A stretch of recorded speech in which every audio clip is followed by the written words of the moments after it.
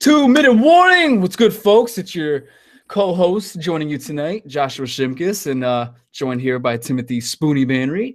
We're here to talk some good football, man. Got a lot of stuff going on in the past 4 weeks here. A lot just going on in the past Sunday and Monday. So, Tim, let's get right into it. We want to discuss quite a few topics tonight. So let's get right into it, dive in, start dissecting all these pieces that we got going on tonight. So the first thing we want to discuss is we have some New Orleans Saints with their backfield tandem. Not sure why they signed AP, not sure the fit. A lot of us are over here scratching our heads, why the signing. Not sure. But we also see an injury in his former home team with the Minnesota Vikings. Dalvin Cook unfortunately goes down with a non-contact injury. He pretty much almost tore his old ACL on that play.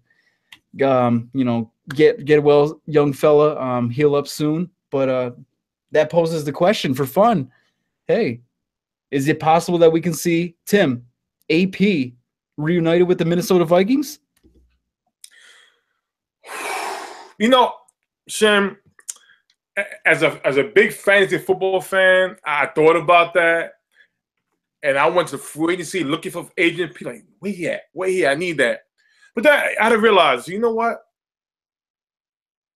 Even though I know he's not liking his situation with the New Orleans Saints, like 4 attempts, 4 yards rushing, and then sit down the whole game, I don't really see this happening. Minnesota, they pay Latavius Murray, even though he's not 100% healthy. They got to stick with that. They got McKinnon there. It would be cool if Minnesota did it, but then my thing is, what type of backlash would you get from the fans saying, hey, you let the Hall of Famer go, or now you need him because of Dalvin Cook? Dalvin Cook was the future. You understand? So how much of that is going to look bad? Like, what's his name? Ziggy? The owner name is Ziggy, or the GM? Can you handle that? I say if I'm the Minnesota Vikings, I'm looking at teams like the Bengals. Hey, do you want Jerry Hill? I'm looking at other teams out there. But it would be nice if they was to get AP. I'm not saying it wouldn't. I just don't think it's going to happen. That's a good thing that you bring up right there. I honestly didn't even think about that before with the Cincinnati Bengals.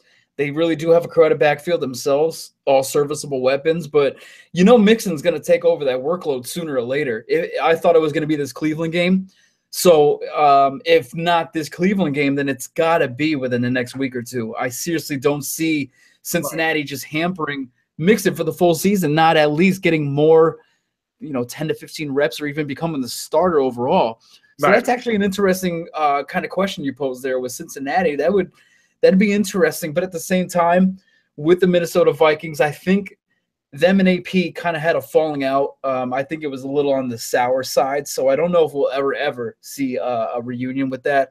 Plus, I don't know with the diehard Vikings fans, are they ever going to want AP to come back, especially after he kind of just, said, whatever, I'd rather go play for someone else in a sense.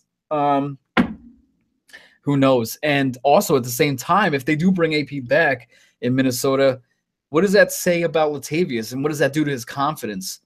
He's coming off an almost 800-yard season with the Raiders, and he was trusted, almost signed to be the lead back for Minnesota. So, yeah, I think that would be a huge confidence killer to Latavius.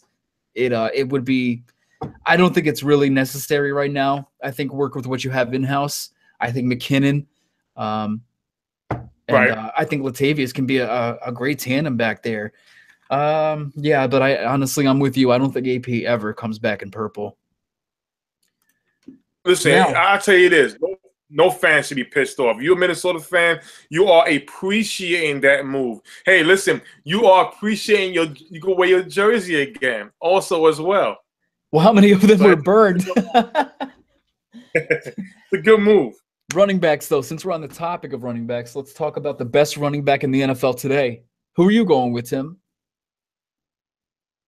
Well, it's kind of hard because I don't want nobody QMW to start attacking me and saying, "Oh, Spoonie is a game." Listen, here's the thing.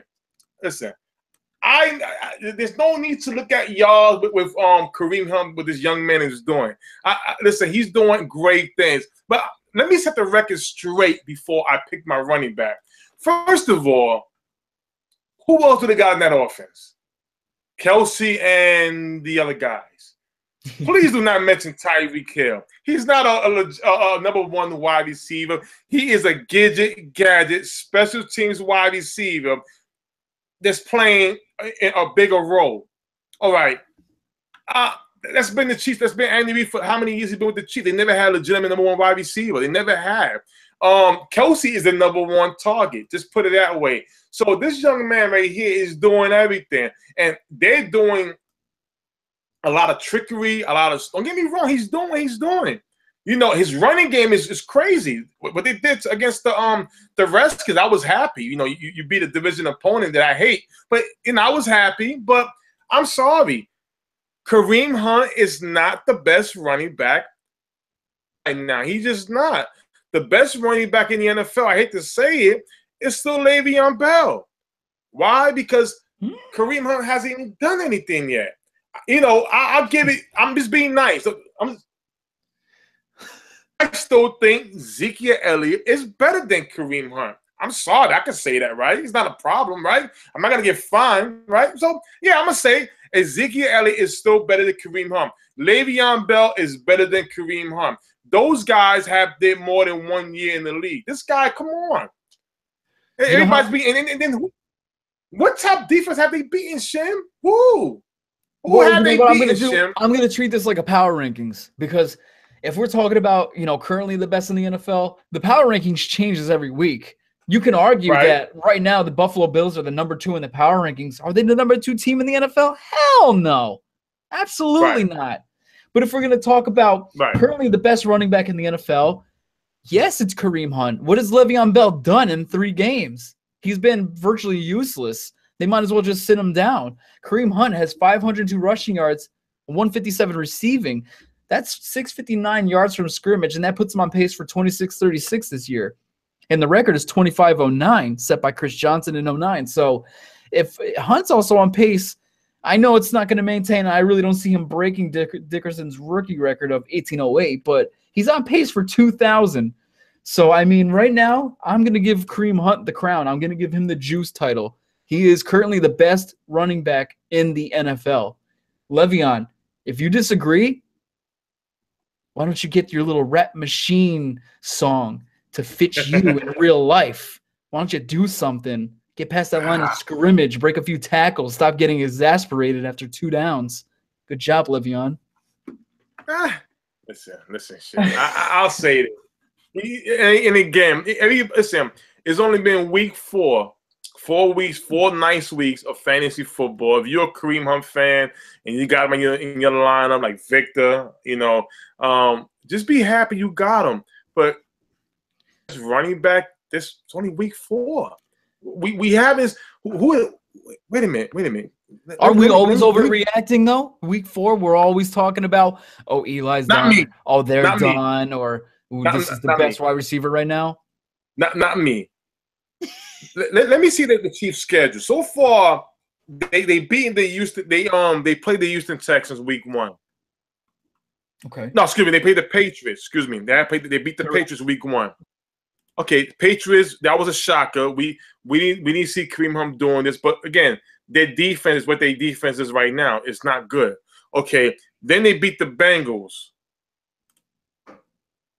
Okay, then they beat the Seattle Seahawks.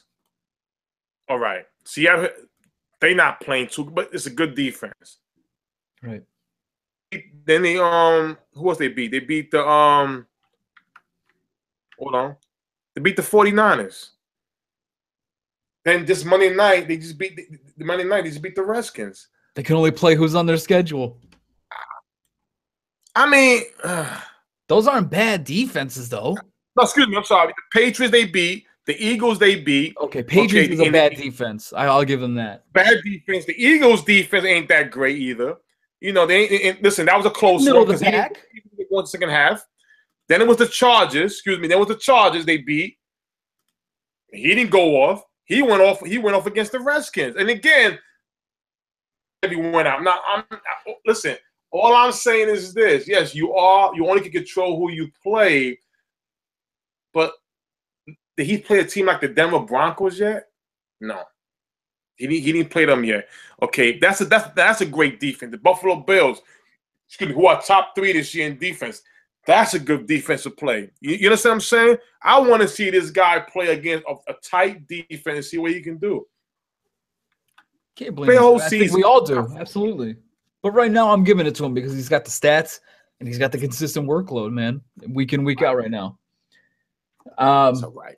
AFC East, though, Tim, I don't think I've ever seen the AFC standings look like this since 98, 99. When is the last time we've seen the Pats in 3rd place? And better yet, when's the last time we've seen Bill Belichick with a bunch of veterans on the defensive side, Chong, Gilmore, McCourty, and these guys are not they're not getting it on the defensive side. They're not getting these schemes. What the hell's going on? I don't understand why veterans, especially on a Bill Belichick-led team, they can't get it together. What the hell's the problem? These are veterans. Are they not communicating? Do they not care? Are they tuning Bill out? I'm going to say this. I'm going to apologize first. This is shocking. Hob Ellis, a 2MW brother, he's a Bills fan. Trisha Andrews, who they say 10-6, they're 2-2, so it's 8 more games that she needs to win. Then I'm going to apologize. Well, that's about it. Those are the 2 up top. And I'm going to say this, Shim. The Miami Dolphins, I thought was a playoff team when they got Jay Cutler. I still think Jay Cutler is a very solid quarterback for that team because of Adam Gase. I don't know what's going on. I really don't know. But it's not Jay Cutler's fault. It's everybody's fault on that team. When it comes to the New England Patriots, I will say this. Elderman. I thought Brandon Cooks was supposed to be that type of receiver that could do what Elderman is doing, but they're using him in a different way where he just going a lot of post pattern, a lot of deep pattern, deep flies, screens. They're not using him the same way Elderman was used. Hogan and Amendola, but they're not Elderman. They're very solid guys, but they're not Elderman. Gronkowski, age is showing, injuries are showing. Shoulder and them knee injury, they get up to you. And he's slowing down. He's not hasn't been the same. Brady's 40 years old. And on top of that, when you are a team that the Patriots, who are used to letting guys walk because the system makes the team, now it's like, wait a minute, we're playing a better matchup every week. We need talent now. It's not, you can't always just hide it. You can't always say, well, I don't need the talent because the system is here. The way they're losing or keeping it close with certain teams, the Panthers coming to your house and beat y'all, my God. Shim, I don't know what to say. Now, you look at the Jets. I like Todd Bowles. I love what he's doing. He's bringing that Arizona Cardinals defense to the Jets. They're lights out. But here's the thing with the offense. You don't know what you're going to see every week. They're going to throw fake punts, trickeries, whatever it is to get a W. And the Buffalo Bills, wow. Tyrod Taylor, and Shady are carrying that offense. There's no legitimate. Charles plays, he's close to his 40s, I believe. He's still acting like he's a Pro Bowl. That defense is ranked top 3. So, wow, I'm going to call it youth. I'm going to say the youth. Movement, a lot of more speed, and the elderly guys like Jay Cutler and Tom Brady are facing the heat. I gotta disagree a little bit with Gronk. Like I still feel he's the top tight end in the NFL. And if you watch him, he's getting double teamed, and he's still even pass interfered, and he's still able to make some of the catches. It's just amazing that if he actually got some of the calls, that people are usually getting, since he's not a normal specimen, I feel he would be just untouchable. Let's not forget, though, the Patriots still scored 30 points on one of the best defenses currently in the NFL. The Panthers don't have a slouch defense whatsoever. It's their offense that's putrid right now, that's not winning them the games. So Tom Brady and the offense, they're still doing their part with the 30 points a game. It's that damn defense that allowed 33 So Tom's still doing his part. That offense is still generating. It's that defense, that D-line, especially the veteran backs. They need to get their heads out of their asses, and Matt Patricia definitely needs to get through to that team, because if they don't, Tom Brady's just going to be throwing for 350, 400 yards a game for no damn reason. It's just going to be stat padding for the most part. It's going to be basically I feel like I said this on 2-Minute Warning. Should Tom Brady retire before he gets a major injury? He's already been hit like 53 freaking times in the first 4 weeks. I said he was coming back just to pad his stats. Who wouldn't? If I was Tom Brady and I had all those accolades and all those stats, you're goddamn right I'm coming back for another year to inflate those damn stats so nobody can touch them for years to come. That's all he cares about. Stats. He wants to be the #1 boy in all these little categories. And you know what's going to happen? He's going to have his freaking spine broken if he keeps this up. Anyways, yeah, they Patriots defense, if they don't turn around and they don't get into it, they're going to need to switch something around. Yeah. So, thank God for the Pats. At least they're in 3rd place. Let's talk about the teams that can't even sniff a win right now. Chargers, Giants, Cleveland Browns, 49ers. They're all 0-4.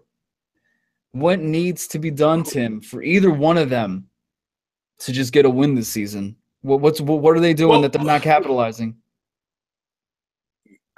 Before I answer, Shim, I want to say I'm proud of you, because you mentioned the Giants, your squad, and you didn't throw nothing at the screen. You didn't break nothing. You said it was very nice, calm. The AA meeting is treating you very lovely, my brother. So I appreciate that. Shim's come a long way. It's been a long way. But I'm gonna start out with the 49ers. Young team, Shanahan. This is what's expected. Who is it? Goodwin and what's the other receiver's name? My God, from the Redskins. Forgot his name. I'll come back to me. Not really. You got Carlos Hyde with an injury. So Breida is the backup running back. Defense is nice. It's a young team. Is expected to keep playing. You're going to start seeing the 49ers get more improved by the next offseason in the draft. There's no timetable about. There's no panic with the 49ers. When it comes down to the Cleveland Browns, it's the same thing. The Browns is a whole new rebuild team. They're keeping it close. They were close to beating the Pittsburgh Steelers. I think they'll get a win in the second half. Sometime. Maybe if a team is like for the playoffs, I see a win come them. Hopefully not against the Jets this week either. Trisha. Now, here are my last 2 teams, the Chargers and the Giants. They both 0-4. They face each other this Sunday. In order for the Chargers to win, needed for a win. I believe our other host, Dulla, had predicted them to win the division. I think I did too, Mike. But they're 0-4. They just gotta stop making the same mistakes. They pass the ball too much. Melvin Gordon got a knee issue. He's not 100% healthy. Behind Melvin Gordon is Brandon Oliver. He's not really much. The New York Giants. Now here's the thing. I hate the Giants, Shim, but I will tell you this. There's nobody in the world can ever say that we expected the Giants to be 0-4. Now, granted, after they almost came out with a W with the Buccaneers. Almost pulled it. I still think Odell was inbounds for that 2-point conversion. But they lost. But he stepped out for the Giants to win. It got to start from McAdoo, in my opinion. These questionable play calls has been 4th and 7. You're going for it instead of kicking the field goal. Are you creating enough for these players to move around better? Do you acknowledge the issues with your offensive line that Eli don't have that much time? if Odell is not playing, are you replacing Odell Beckham Jr. with your play calls, or are you just wanna? I don't understand what's really going on. The defense is just tired. Field too long. That's like any other good defense would be tired. You can't keep on the field too long, and that's resulting in a lot of injuries. It's like Olivia Vernon, Eli Apple. Please, he's a liability, in my opinion. But in order for the Giants to win, McAdoo needs to change that playbook a little bit and put it friendlier for Eli Manning. That's just in my opinion. He's not. This is a Green Bay type of offense. He is not Aaron Rodgers, and you have no Jordy Nelson on that team after Odell Beckham Jr. Of course, he's the top pick receiver in the league. With the 49ers, I kind of look at them and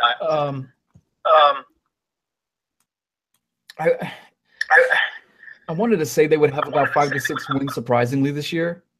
Right. But knowing them, obviously Brian Hoyer's at the helm. You know, I liked Hoyer, especially when he went on like a 3-4 game win streak in Cleveland at that one point. And there was like a little mini resurgence about, oh, Cleveland, oh, maybe Hoyer is the answer. But that kind of fizzled out. But I still feel like Hoyer has those tangibles to where he can win games. So 49ers and Browns fans, I would not fret. Obviously, you guys expected this rebuilding type of phase. Kaiser being a rookie and all those other rookies you got on both sides of the ball. Joku, Garrett, Peppers, I'm forgetting a couple others. But yeah, I mean, no worry at all. Deshaun Kaiser's growing. He's showing some good spurts, and, you know, he's definitely going to have to take the full season to learn the ins and outs, and that full offseason next year will definitely absolutely come in handy for him. Same thing with the 49ers. I'm sure you guys are going to a new defensive scheme this year. You got some young bucks on that defensive line with Eric Armstead, DeForest Buckner. Now you got Solomon Thomas over there. So there's going to be some learning curves. A lot of young bucks over there. Navarro Bowman still trying to lead that linebacker corps. But overall, you know, their cornerbacks and the safety, they're going to have to, you know, build through the draft and the free agency next year. But give them a couple years. They'll be right back in contention, I believe, in the West. Right. Now with the Chargers and the Giants, these are absolutely the two teams you look at and you tell yourself that in the beginning of like August or July, if you were to say, hey, I'm going to bet you like $500 that both the Chargers and Giants start off 0-4, you'd be like, hell yeah, easy money. Are you kidding me? And that guy would be laughing right now, laughing all the way to the bank because I don't think anybody really saw this coming. I myself, if I'm going to be a little pessimistic about my own team, I could easily see, you know, possibly 1-3, 2-2, but never. I never saw an 0-4 coming. 100%. I would have to give the blame right now to McAdoo. He was brought in from Green Bay as a predecessor of McCarthy and their offense. So, okay, the West Coast style, maybe a little refurbished based on McAdoo's preferences or his little vision and analysis. Okay, so So McAdoo, you're this great offensive scheme wizard. You're brought over to help Eli get rid of the ball quicker, get his completion percentage up faster, help him get the ball out of the pocket before he's rushed and the line collapses. Well, you have Eric Flowers there, who's probably the rated 32, actually not even 32. I'd say he's the 64th best left tackle in the NFL right now. And you're telling me as an offensive guru and an offensive genius, coach, whatever you want to label yourself as, you can't come up with a scheme to where we can kind of disguise our offensive line deficiencies and come up with some bunches or some trick plays to where we can utilize Odell and Shepard maybe a little bit more and get, you know, have it look like a run play and build up our play action a bit more and have these slants and some nice outcuts. And look at what Kansas City is doing. Do you ever see Alex Smith going 40, 50 yards downfield? Not too often at all. But what they're doing is now the style of what Cincinnati Bengals are doing with Bill Lazor there. Dinks and dunks. Don't be afraid of the 12-play drives. There's nothing wrong with that at all. You don't have to make it a 4-play, 2-minute drive just to end it all and, you know, act like you're the best team QB offense in the NFL. There's no need for that. What we're looking at is for proficiency, sound offense, you know, consistency. That is absolutely what we're lacking all over the board right now. Right. There's no good offense. Our defense is getting on the field too much, and even them, knowing that defense and how historically well they played last year, how the hell are they going to keep that up for a second year in a row, especially if the offense is showing the same ineptness? It's mind-boggling. It's head-scratching. Yes. And as a Giants fan, it brings me up this question. Who are you going to can first? Who deserves to be canned first? Jerry Reese or Ben McAdoo? Now, for me, I'm coming off right off the boat. Both of them. Get the fuck both of them out of the management. I'm sick of both of them. Jerry Reese has been in the tabloids for 5 years now. Jerry Reese hasn't had a draft to brag about since probably just 3 years ago, when you could say, oh, well, I'm responsible for grabbing Odell Beckham in round 1. What else have you really done? You've obviously just gone for projects and these, the most important positions on the field is what he tries to wait later in the rounds for and get these projects and people that could come up and actually be surprises. Matthias Kiwanuka, the Clint Symptoms, the Rhett Bomars. It's mind-boggling to an extent where it's just like I can't take this shit anymore. Almost looking like we should have kept Dave Gettleman over Jerry Reese. And now you bring this guy who's apparently this offensive guru but can't get shit going. Last year, his offensive plays, 90 to 95% of the time, it was 3 wide receiver bunches. Who the fuck even needs to plan on defense to play against a 3 wide receiver formation 95% of the game? Who? It's fucking awful. It's the most embarrassing shit to even field a team like this. Like, I feel the Giants right now they deserve to go back to the Yale Bowl with the way they're fucking playing. 1950s. That's how they should go, but they should go back and play in the Yale Bowl. So my answer, Tim, who deserves to be canned first? Package deal. Jerry and Ben, pack your bags. Well, real quick, Fog, before Fog, I know Fog itching. Real quick. I'm going to say this. I'm going to say, if I had to can somebody, with all due respect, I'm a fan of Jerry Reese. I know one of my Giant buddies watching, he knows I'm a fan of, because why? The way they did the draft, you're not going to hit on every draft pick, but I'm fine with that. I think that Mara and McAdoo are too much in the plan. That's what my opinion. My opinion is this: when it was down, when you got interviewed for the head coaching job, I know the first question was asked to you: can you use Eli Manning in your system? Of course, you're gonna say yes, because a head coaching job doesn't come every day. So you say yes, right? You take that job. Now, here's my thing. Before we fire anybody, who was the one who picked up, not Flowers, because nobody's seen that coming. Who was the one who drafted Eli Apple? Number one. That's number one. Number two, when you had Tunzel right there, you saw that Flower was not a quality a good left tackle. You had Tunzel right there, who was a top 3 pick. He fell. He was all here for the draft party. Who was the one who said Eli Apple? And my second one was who said Ingram, when you already had a tight end in Abram from Clemson the year before. That's what I want to know. And then here's my next one. If you know Eli Manning is not a running quarterback, you got to adapt the system to his quality, to what he offers, not into what you think it is. Because I'm gonna keep it real. The Giants, some of the Giant fans out there saying, "Well, McAdoo went 11-5." No, Jerry Reese and the defense went 11-5. That offense was still ranked between the late 20s and early 30s. I gotta fire anybody. I'm gonna fire the guy who got the new haircut, not you, Fog, man, who got the mustache.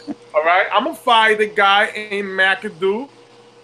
I think, what's his name? The defensive coordinator, Spagnuolo, I think he deserved the job after the Super Bowl run. But, you know, Coughlin was still there. I wouldn't mind to see Spags be there. And you the other Giant fan, before you start saying shit, yeah, I say shit. I'm going to get fined. I say shit. Stop saying shit about the Rams when he coached that team. That team was pure shit. That team right there was sold to a new owner. So he didn't do anything with that team. Stop it already. Thank you. Just say you don't know what you're talking about. Steve, who we firing, man? You got to fire Jerry Reese. Thank you. Thank you. Yeah, I look at it this way. You look at what Reese has done. He's been piggybacking. He's been piggybacking Corsi's decisions and that whole regime. Yes. And his 2 Super Bowls are a direct result, primarily of that. Of course, his last draft. Now, think of it this way. You got to look at the Maras and the relationship between the Maras and Reese, you know, the Giants organization and Reese, as a dating relationship. Every time you go and you want to pick what you want to pick as far as a restaurant to go eat is concerned, you hit a home run. She goes and she's picking the restaurant to go eat, and it's kind of 50-50. And this time she decided, hey, a bunch of cash at this expensive-ass restaurant and sucked. Well, the Giants did something last season they normally don't do. They came out of their pockets at free agency with the expectations that this team was going to be successful. And it hasn't translated this season. At that, you know what? I'm sick and tired of your dumb dinner decisions. We're going our separate ways at this point. We're done. I like it. Yeah, that's exactly how I feel, man. I'm just sick of it all for the most part. It's just that's how I feel. Our last draft class, really, that could be credited. It was Ernie Corsi's draft, and that's exactly how I feel. Is Jerry just tried to kind of convert to his style, and you fell flat on your face, Jerry. You're not Ernie. Sorry, man. Now, Derek Carr out 2 to 6 weeks, little spinal issue, back spasms, maybe a fractured back now, some spine contusion he's going through. They don't. Are they 2-2 or 1-3, fellas? I can't recall. Shit, I think they're 2-2. Let me fact check real quick, and they are 2-2. Okay, but now if Derek Carr is going to miss some time, they're in a very tough division already. The Broncos and Chiefs 4-0, 3-1, looking like stellar, top AFC teams already. If we have to say that Derek Carr has to miss some time, is there now some uncertainty in Oakland after all this talk of being, season favorites before the season even got here, and playoffs and potentially Super Bowl bound? I'm sorry. Well, I think there was uncertainty just as you watched the first 3 games of the season unfold. That defense just looks, but that was an expectation. And now with Carr going down, if it's a fractured back, then, which everyone is saying, then let's look at the ladder. 6 weeks is probably when return. At that point, what is their record going to be, and are they going to be in contention? Because like you said, if Kansas City, which I don't expect them to slow down, and Denver continue going on the course that they're headed, it's a wrap season for the Raiders, and they're going to have to figure out what they need to do next season to protect, number one, Derek Carr. And they need a running back. You're not going to be able to rely on Lynch again. You need to secure some spots up there in the defense. So we could actually be witnessing the beginning of a quick ascent, quicker fall for the Oakland Raiders. And fans of the Raiders, I'm sorry, but that's going to really suck. All those hopes and pipe dreams that you had of Super Bowl, super nothing. You're going to be in a rebuilding stage. Super nothing. Well, listen, I'm trying to be peaceful. We have some good Raider fans. Some loyal ones. They're all dressed in black right now. Tim watching the show with the paint and everything, the horns. Yeah, it's listen. You know what? I'm gonna keep it real. I've always said the Raiders got the best costume. Raiders fans have the best costume. But here's the thing. Y'all might as well go put your costumes back on and just feel good about something, because If anybody knows about back injuries, about how I feel about my favorite quarterback and Tony Romo with back injuries, a fractured back. Now, it says 2 to 6 weeks. You know what? No. Here's the excuse, bro. I feel that, I had a back injury one day. I took some Tylenol, and I was good. So I could play maybe 2 weeks. Listen to me, all right? My favorite quote. Here's the thing. When it comes to back injuries, you're playing against 300 and change pound big offensive linemen who are knocking you down on the floor even when you get rid of the ball. Time. That man, he got $100 million. He was invested in. That man is out. Yep.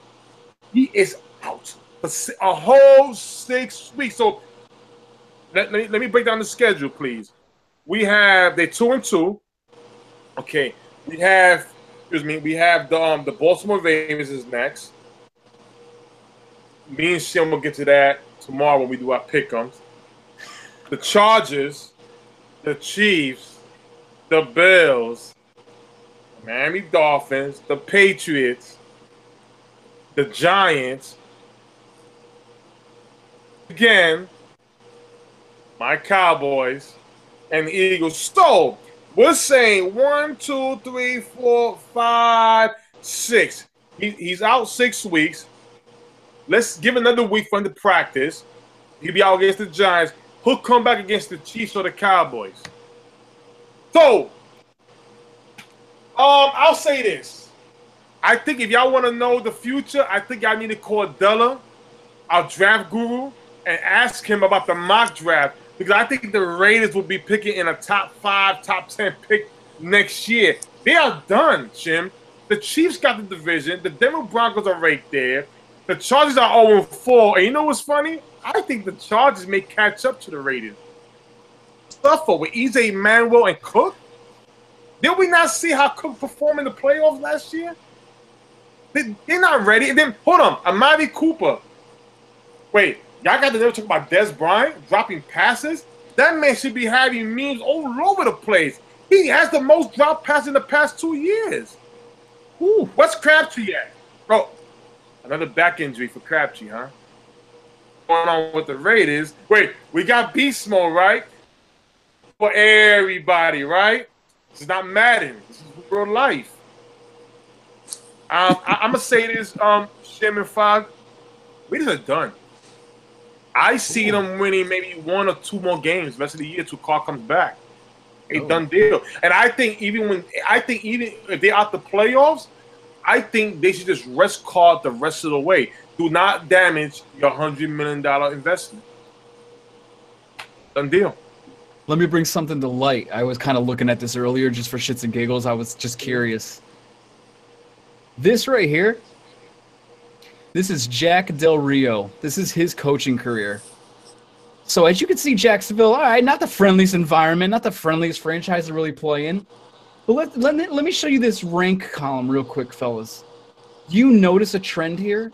In the 12 years Jack Del Rio has been coaching, he has not once had his team that he's coached be a division winner. Never once has a team he coached been a division winner. And in his 12-year career, he has 1 playoff win. And that's with the Jacksonville Jaguars in 2007, not with the 2016 Raiders. Don't get that confused, folks. So maybe, just a little question to Raiders fans, when is it time you start looking at Jack? This is a guy that was out of coaching since 2011, and you brought him in back in 2015 to be a head coach. See, me, I look at Jack Del Rio as kind of like a John Fox. Yeah, he has good knowledge. Yeah, he's serviceable, but what are you getting out of John Fox and Jack Del Rio at best? 9-7 average, usually for the career. So I thought that was interesting. Maybe in the future we'll start seeing some Jack Del Rio canned articles, and we know people are watching Fury. So I'm going to move it on to the next topic, though. Flipping it around, rather than uncertainty, is there now some positivity brewing over in Cincinnati? Andy Dalton has been playing, I want to say, lights out the past 2 weeks with Bill Lazor, the new offensive coordinator. He's had completion percentages of, I think it's like 75, and then last week was 83%, 20 for 25. I got to say, this new OC, he's making Andy Dalton look like the new Tom Brady, just with the way he's getting the passes out. He's making it so simple for Dalton's reads. He just looks so much different, Dalton, within the first 2 weeks compared to the last two. It was like freaking the tables completely freaking turned. I was amazed at how well he was playing. So with me, I originally was counting the Bengals out with how they were playing and the talent on that roster, and it just wasn't brewing. But after seeing this little mini resurgence, even seeing Giovanni get away for, what was that, 68 something yards? Hey, I'm putting some optimism tokens into the Cincinnati Bengals stock. I think they have a chance to maybe start propelling in that division, especially when you're talking Steelers, Ravens. Those two are kind of question marks. Those two can kind of be iffy as they progress in the season. I said it before, you had the anthem thing, and now you got Ben calling out Antonio with his thing, chucking a Gatorade bottle because he was wide open and Ben didn't see him. Hey, and now, you still got the Flacco issue going on in Baltimore. Is the offense and Nets over there too? I'm not counting the Bengals out yet, Tim and Fox. I am not yet. I'm going to say this, Jim. I've been a Bengals supporter for a long time. Right. I've always kept saying the talent and all that. But I'm sorry. They have to get their heads out their ass. Listen, I'm sorry. You got guys like John Ross, a receiver who ran a 4.2 in the 40. You got Tyler Boyd, another young player. Okay, those are the type of guys that you need to utilize, the youth, to help AJ Green out, who's busting his ass by himself. And meanwhile, you got a Tyler Eifert. It's like he's like Jordan Reed 2.0 from the Redskins. It's like, don't get me wrong, injuries do happen, but my God, you have to start getting guys more involved. Joe Mixon, I think, was the steal of the draft. He was the best running back in this year's draft, better than Fournette and McCaffrey. Why is he still not getting love? Right. Giovanni Bernard is getting a lot of love. Don't get me, he's a solid back. Jeremy Hill's there, but where's Mixon? Mixon should right now be exploding. And it's like, seems to me like every time he gets a carry or two, they take the series away from him. I'm not feeling that. The defense is the same boat. Again, I don't know if it's Marvin Lewis's decision or is it the GM saying, "Hey, Marvin, you got to work it." Because the one thing I feel bad for Marvin is that he's basically in a I'm trying to be respectful and polite. I don't want to get no negative feedback. With Marvin, I don't think you're going to get any. You'll probably get love. Yeah, what's the best word? I say this: babysitting. Right. He's a babysitter. People talk about the Dallas Cowboys with getting the bad players in here. We're talking about the Bengals constantly. They're dealing with something. Now, I love Vontae Burfict out of Arizona. I'm a big fan of his. This is a guy that was drafted, and Marvin Lewis took him to his house to help mentor. And I think he did a pretty good job. But people got to label he's a bad. Listen, Pac-Man Jones, Drake Kirkpatrick's. It's like Marvin Lewis is a lot of babysitting. So I don't know whose fault is it, but I'm going to say this. The Bengals are out of there. Why? Because every time I personally try to, I see good things coming, they just fall. They just fall out. And I'm a big fan of Marvin Lewis as a coach. But, I don't think he had to fire his offensive coordinator in week 2 of football. Week 2. What's going on here? I don't know. I don't know, Shim. Yeah. Is Fox there? You got some Cincy feedback for us, man? Yeah, they suck. They're they're not going to figure it out. And this is it. What you're seeing from Andy Dalton right now, it is part the OC, but it's nothing different than what we were seeing when Hugh Jackson was there as the offensive coordinator and making things happen with Dalton. You saw Dalton look really good. Dalton's been a very good regular season quarterback since he's been in the league. Postseason exploits or lack thereof that just kill him. Right. But they're still trying to figure out who's the best running back there. Now they're running that split time, like Tim said, with Mixon and Giovanni. Giovanni's looking good, so they're gonna run with the hot hand. What's going to work right now? Right now, they're going to run with whoever is doing what they need to do to get done. Dalton looks good, absolutely. The defense is a good defense, but like Tim said, you feel like something's going to happen. Someone's going to screw up somewhere. He is babysitting, but even if he's a babysitter, he's been a pretty shitty babysitter because these kids have been out of control for the last, well, at least under his reign. I mean, come on, cut the guy some slack. Cut the man some slack. I really want to know. He took Burfict to his home, and look what Burfict did last season. It cost them a game in the playoffs. Time out. Wait. See, now here's the thing. Wait a minute. A minute. Woosa. Wait a minute now. Wait a minute, 5. They lost that game starting with the running game. Let's not forget. Didn't he fumble the ball?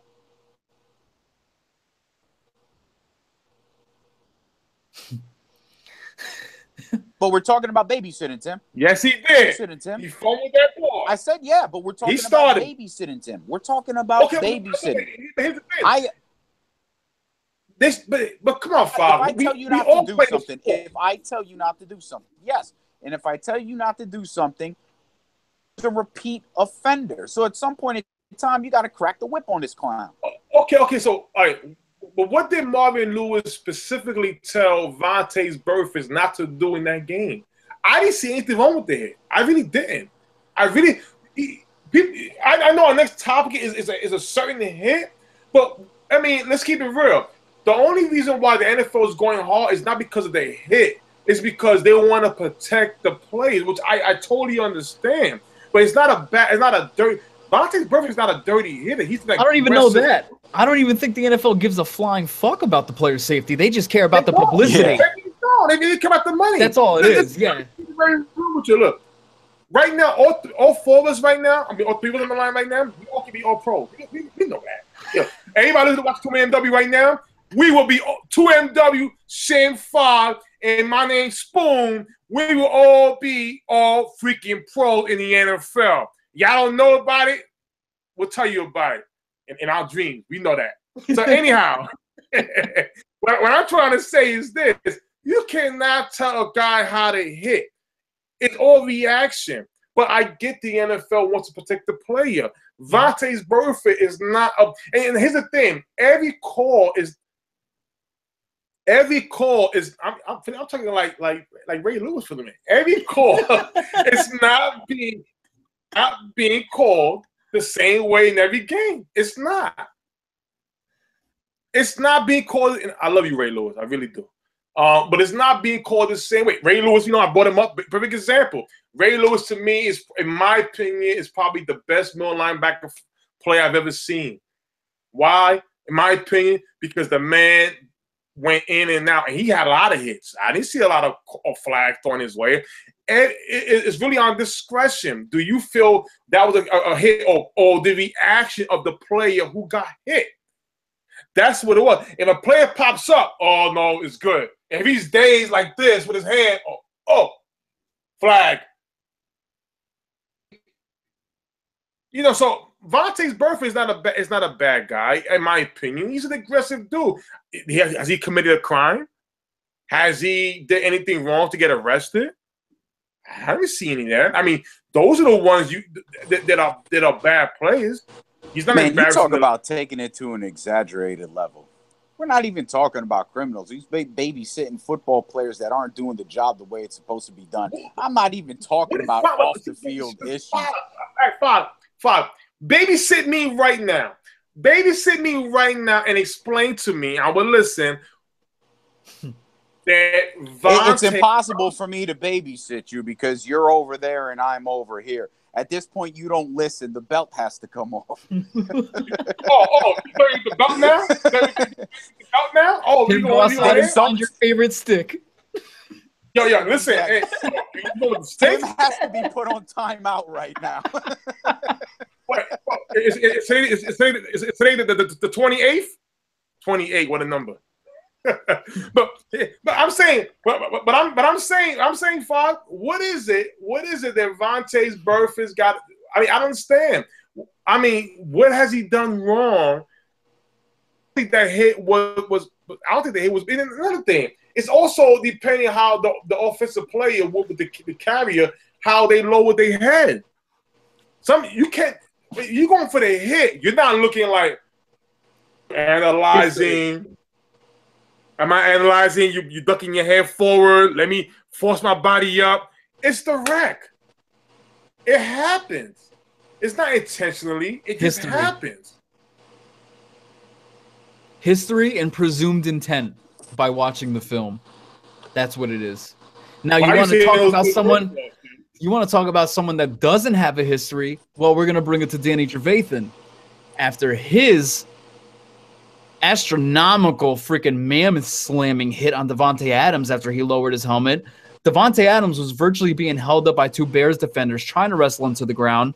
And here comes the D train at 400 miles per hour, lowering his head right into the helmet of Davante Adams, who goes down immediately. You see that reaction you never, ever want to see when someone goes down, where their hands kind of fold up like this, and you can tell right away that something is not right.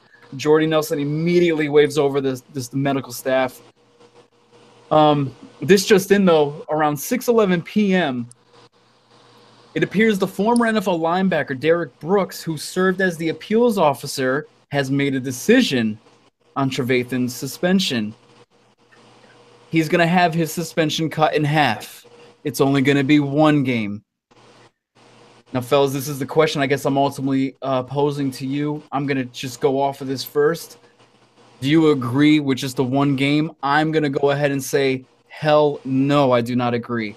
If the NFL is so serious about preventing head injuries, why are you saying, okay, we'll just give you a one-off now, and then, in the future, try not to do it. You almost killed the guy, but we'll take off 50% of your suspension. That's okay. Josh Gordon, God forbid you light up some Blue Dream, Salmon River Piss, Colorado OG. But God, Danny Trevathan, you can nearly kill someone, and we'll give you just one game. That's okay. I mean, the NFL is almost coming to the point where you give a guy 6, okay, it's going to be 4. Give a guy 3, okay, that's really 2. Give a guy 2, hey, that's probably just one game. Give a guy 10 games, it's probably just 6. Suspend him for the whole year, it's probably just 6 games. So, I mean, to me, it's bullshit. It's amazing how well this disciplinary system works. I mean, it's turning into a fraud system. I just don't understand it. I mean, you could argue Trevathan really doesn't have a history of these hits, but at the same time, when are you going to show by example that these players just can't, lead with their head like that? Like, you're basically torpedoing yourself into another player's brain. Like, what part of you doesn't click internally and just say, yo, that's messed up, man. I can't be tackling like that. I got to wrap up. I got to just shoulder to the chest, at least anything but the head, man. And just to take a game off, you're not teaching anybody that way. I'm sorry. What, Fogg? I agree 100%. I think the suspension has to be longer. You have to send a message, and it's clear. This isn't somebody, they just did something wrong. Like, someone going to a candy store and stealing something. Hey, kid, don't do this. It's not right. Slap on the wrist. Actually, physically impact somebody's life, their way of living and means of earning an income. You can actually impact it. And if the rule states you're not supposed to do this like this, that kind of repercussion, if you do, then there has to be something, some type of hefty penalty that gets levied on these players. You don't do this. You lead with your head. Not only could you hurt somebody else in the process. 100%.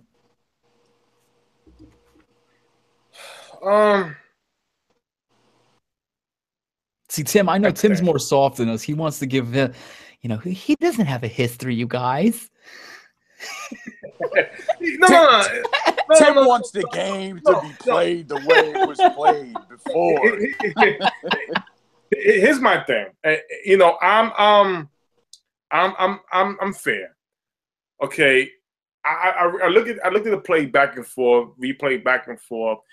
Okay, Trevathan is coming from an aggressive defense from the Denver Broncos. All right, and I thank God Davante Adams is okay, but you can never tell if a player was intentionally trying to injure somebody. That's one thing you can't do. You can't assume. I didn't like what one of the show at the NFL Live with one of the linebackers who played for the Patriots, and he came out and said, well, he has history. Here's the thing. You know what allegation is? Allegation is hearsay. That's all you're reading. Did you go back and tape and see what happened? Did it seem like the play was intentionally trying to injure a play? That's a different. I don't think anybody is. I don't think Trevathan was. I think basically was could he have how can you teach somebody how to tackle? Let's keep it real. If it brings back a point with Shim said a while back where people thought it was kind of funny. If you want to chill out with the head injuries, take off the helmet. Maybe you're going to see if somebody is going to intentionally try to spear you. I don't think that's going to happen. I don't see anybody. I'm gonna take my head and clock you in your head. So I don't think that's what happened. I just think basically where the Bear he felt this is trying to make a play. He went in hard and tried to get. Davante Adams is still trying to fight for yardage, and he went in hard. It's fast. You analyze how to hit anybody. Really, really. Unless you feel. When you're a safety, you look at the quarterback, and you feel he's gonna try to throw to him, and the receiver is feeling if I jump up for this ball, my legs are gone. That's a little bit more different. I'm doing this hand shit. That's a little bit more different. Look at my hands. I don't know where I'm getting that from. So that's a little bit more different. So I just feel if anything, like if it's possible. Listen, I'll say I agree with the suspension only because it's gonna show who maybe have that inside of them where they want to intend to hurt somebody or another player. We're gonna fine you, take your paycheck. Right. That's about it. I don't think Trevathan did was intentionally. I think he was just playing hard nose. It's hard to tell. Right. It's really hard to tell. You can't really assume on these guys. Exactly. That's going to be the subjective part. It's going to be he say, she say, based on your alliances and your bias. Exactly. Which is why you just levy a suspension that you because, like you said, it's very hard to tell intent. So, hey, you do that 2 to 3 games, and that's it. I'm taking intent out of it. This is what the suspension is. 2 to 3 games? I'm with Fox. Yeah. No, 2 to 3 games? Two is, I say two. If you're coming in head down, like here's where you could turn around and make an argument. Remember when what's his name? What the hell was his name? Hall from Atlanta Hall? when he nailed Deshaun Jackson, I think it was. Oh, D'Angelo when he nailed I think it was D'Angelo when he nailed Deshaun Jackson coming over the middle. He jumped up, caught a pass, and as Deshaun Jackson was coming down, he hit him and his helmet hit his helmet. It was helmet contact, and Hall got fined. Okay, a fine is fine with. There was there wasn't an intent there where he was aiming and where the receiver wound up. Two different things. But when you're standing up, you're being held up, and then someone else is coming in to make the tackle. It's happening quick. It's happening fast. He was held up, spinning around. head first. He could have just. We've seen plenty of times guys come in and just tackle the pile, not come in and try to levy a monster hit. That's my biggest point, Fox, is the guy is virtually helpless. He's basically being pinned down by two guys, and it's free shots. That's exactly what it looked like. And here comes Danny Trevathan. Bro, it looked bad. I know as many times as you watch the replay, you want to give him the benefit of the doubt because he doesn't have a history. But man, when you think about the circumstances, but listen, I'll give you that. I give you that. Well, listen, here's the thing. I give you that. Where if he's held down, he's helpless. But what you want to do? Huh? Tap. He's like 2 seconds away from a whistle. I mean, they're about to blow him down just because he's being held up the whole time. Listen, here's the thing. I'm a Cowboy fan. Everybody knows that. I get mad when Des Bryant catches a pass sometimes, and he has a tendency to fight for yardage. Right. Sometimes just go down because here's the thing: you're right for the next play. Mm-hmm. When you try to fight, you're gonna rip and tear something for a couple of weeks. Yeah. So my thing is this: is that okay? The same way we get Matt Trevathan, the same way these players. Listen, 4th and 1, was it a 3rd and 1, or was it a 2nd and 5? I know the saying every inch counts, but it's just as fault as the player who's trying to fight for yardage. You just go down sometimes. If you got two guys on you, what's gonna happen? I'm gonna do a Madden spin move, run. Down. No, go down. If it's a 4th and 1, I give you that. 3rd and 1, I give you that. But we're talking about 1st and goal. Preserve your body for the next play. It's the same thing. Listen, the same way I'm gonna assume, you trying to fight for my yard, you trying to break free. What do you think a defensive player is gonna react? They're gonna react to want to hit you to make sure you get down. That's the world we live in. Absolutely. Listen, I'm only agreeing with the suspension because there are certain players out there who do play dirty. Like I know we didn't have this in our topic, Shem. Talk about this was Richard Sherman. Sean's not with us today, so maybe he'll get on us next week with this one. But Richard Sherman want to say. Fantasy football, players don't have no love for the players when they get hurt. Response is, you hurt my fantasy football team because you hurt.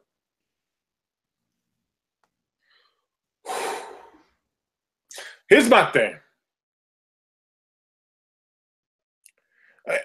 Richard Sherman is a great cornerback. He's a Pro Bowl. He's won championship. No disrespect to him, but I'm gonna say this with respect. Richard Sherman, before you message any of us about fantasy football, teammates who also are selfish when they're playing fantasy themselves. And they go out, basically, if the coach tells you, hey, listen, we want you to run this ball and go out of bounds. In his mind, oh, well, if I get this touchdown, I'll get some fantasy points. You do know you have teammates who play fantasy football, right, Richard Sherman? So, before you judge the regular fan base, judge your teammates as well. I don't get it, Shem. I really don't get it.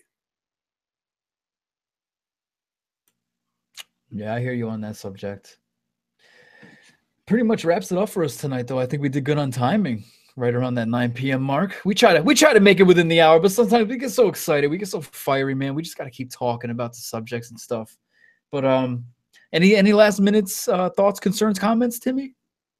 Listen, I'm just fired up. I'm ready for week 5. I hope the Dallas Cowboys beat the Packers. We'll discuss that tomorrow with the pick'ems.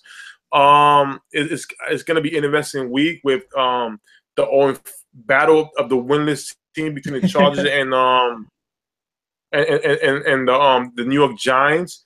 Kareem Hunt, it's his numbers going to keep on increasing. It was so crazy that if he got no yardage last night against the Redskins, he still would have been the league leading rusher. Right. But I don't think everybody using any running backs like him. So, like the Chiefs were using Kareem Hunt. So it's an interesting week.